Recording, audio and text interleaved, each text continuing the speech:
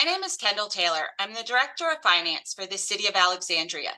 Recently, the city was part of a major announcement regarding a proposed entertainment district in the Potomac Yard area of the city. Although there are a number of decisions and agreements still to come, a significant amount of work has been underway to determine the financial feasibility of this complex project. Since the announcement on the 13th and the project presentation at the December 16th public hearing, a number of questions have been asked surrounding the financing of the project and specifically the city's role in this $2 billion investment. With me today are members of the city's financing team from Davenport and Company. Davenport has been the city's municipal advisor for more than 20 years. In their role as municipal advisors, they have a fiduciary responsibility to act in the best interests of the city and have helped us to finance our $2.4 billion capital improvement program as cost effectively as possible.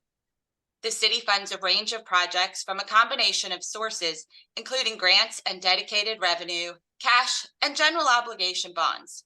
Some of these are smaller projects, such as a new fire station, or larger projects like the $200 million new high school project and the recently completed $370 million Potomac Yard Metro Rail Station. Today, we're going to focus on the project recently announced between the Commonwealth, the city, and Monumental Sports. Gentlemen, would you please introduce yourselves and talk about your ongoing role with the city, as well as your specific work on the Monumental project? Thanks, Kendall. Jimmy Sanderson, my colleague Ty Wellford. We are at Davenport and Company, as Kendall mentioned. We are municipal advisors. We work with local governments, in particular across the Mid-Atlantic, focusing in Virginia. I've worked with the City of Alexandria for almost 20 years now personally. We obviously help, as Kendall mentioned, help them finance their capital improvement program.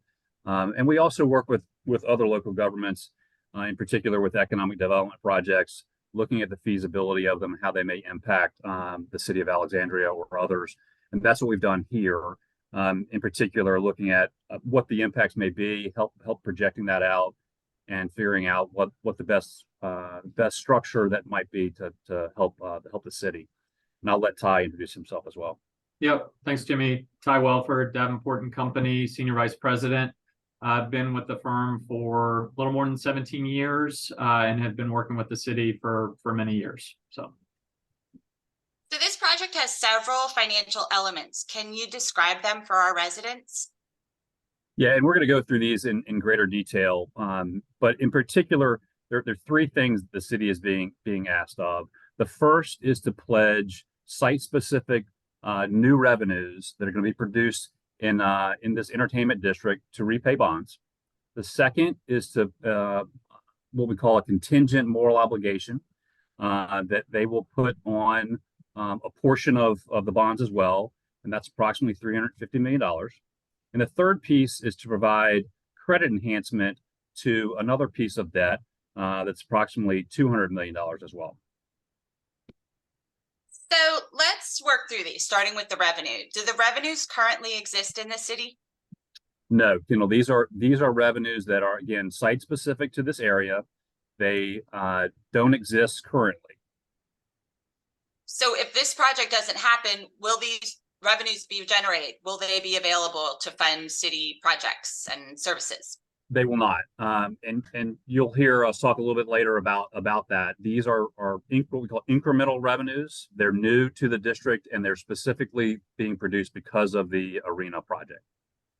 So what revenues are anticipated from the project, and how will they be utilized? So the city is looking at pledging, again, new incremental revenues to pay the bonds, and there's a number of pieces that are important to understand about that. The first is there's a whole set of what we're calling arena revenues, admissions taxes, parking revenue, naming rights. Again, wouldn't be produced without the actual arena. Those are going to be pledged to repay the debt. Then there are some additional tax revenues that are going to be produced within the entertainment district, and some, not all of those, are going to be pledged to repay the debt. The state, the Commonwealth of Virginia, is going to be doing the same thing. They are going to be applying new revenues within this area to repay repay these bonds as well. The total bonds that are outstanding that are going to be paid for from the new incremental revenue is approximately $1 billion. The total revenue that is going to be produced because of this, that's being projected, is approximately $2 billion. And so we look at that as coverage. How much of our revenues do we have that will be able to pay debt service? And in this case, we have 2 times the revenues to pay debt service. And one of the things that the city did was to go out and engage a third-party consultant to help look at what those projected revenues may be. And that's a company called HR&A, and they've helped us look at that. Once the revenues are applied to pay debt service, again, as we noted, for every $1 of debt service, we're projecting that we have $2 of coverage. Once the bonds are paid, those excess revenues then flow back to the city and the state. Right. So the city issues general obligation bonds, which are backed by the full faith and credit of the city, meaning all general revenue that isn't dedicated for something else, such as affordable housing or stormwater management, is available to use for repayment. How are these different? So you're right, Kendel. The general obligation pledge is what the city uses to borrow at the lowest possible costs. The city and the Commonwealth are AAA rated entities. That's the highest credit rating that you can achieve, and that allows you to borrow at the lowest interest rate that you can get. And we're going to talk a little bit now about the specific bond issues that are contemplated here, and part of that's going to be a discussion about how the state's AAA and the city's AAA is going to be able to enhance both of those bond issues to lower the costs and ultimately fund the projects. So the first piece of debt that we're going to talk about is something that the state, and again, the city is splitting 50-50, is about $350 million that the city would be putting their contingent moral obligation behind. And that's a concept that we have in our industry that's commonly used to structure a project that has revenues that are sufficient to pay the debt service. Again, we talked earlier about our revenues were 2 times our debt service, and that's what we have here. So we have a stream of revenues that are going to pay the debt service, but we want to be able to borrow at the lowest interest rate we can.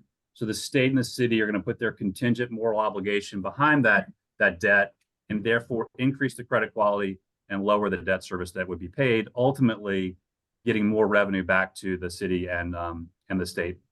And again, we talked about the revenues, the arena-specific revenues, and the new incremental site-specific revenues are going to cover that debt service 2 times. The state and the city are splitting the contingent moral obligation 50-50.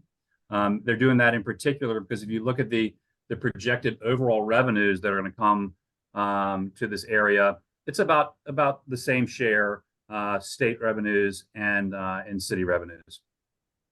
A couple things to note: these contingent moral obligation structures are done in a way that calling on those obligations of the city and the state are not anticipated to actually occur. Again, that goes back to our very good coverage of 2 times minimum coverage that we have on the debt issue.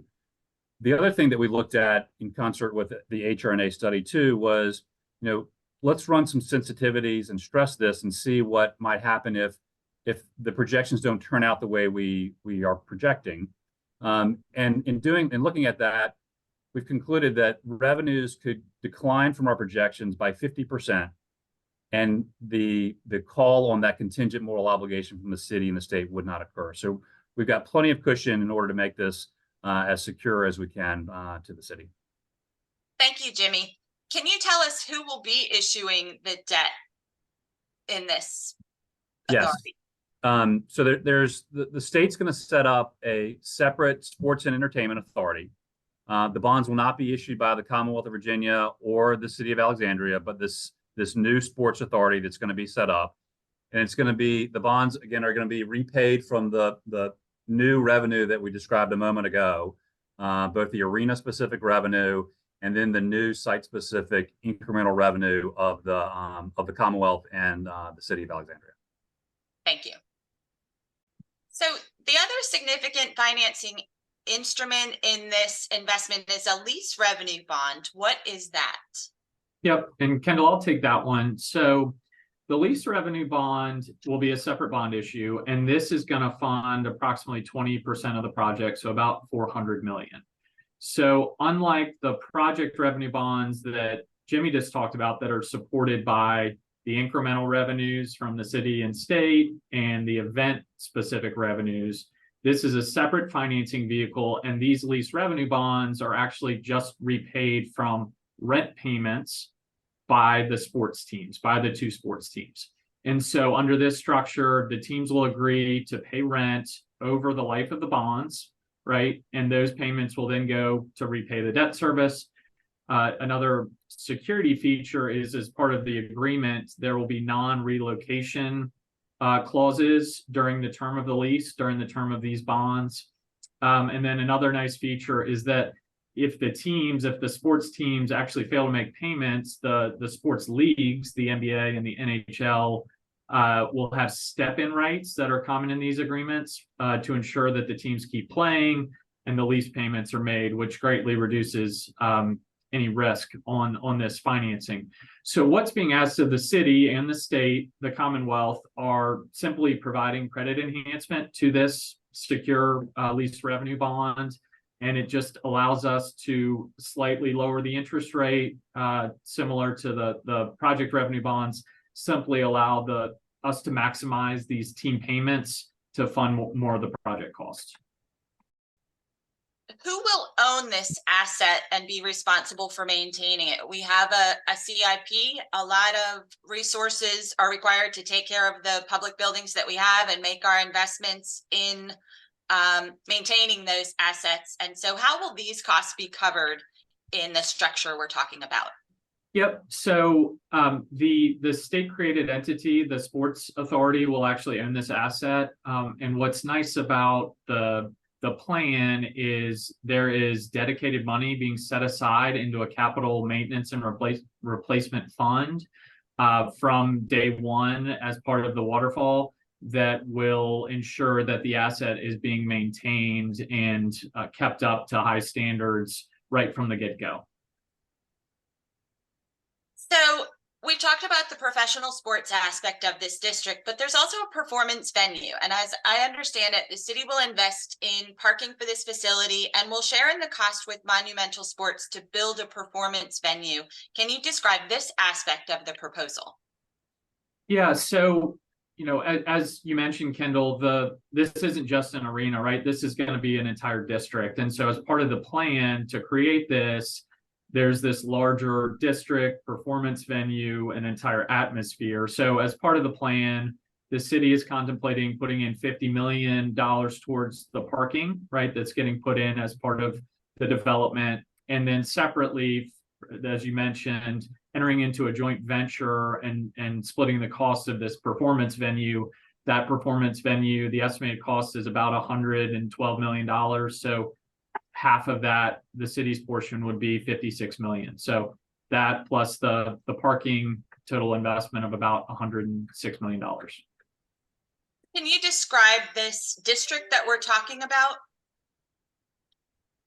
in terms of, we're going to have the arena, there's performance space. We're really talking about a large entertainment district.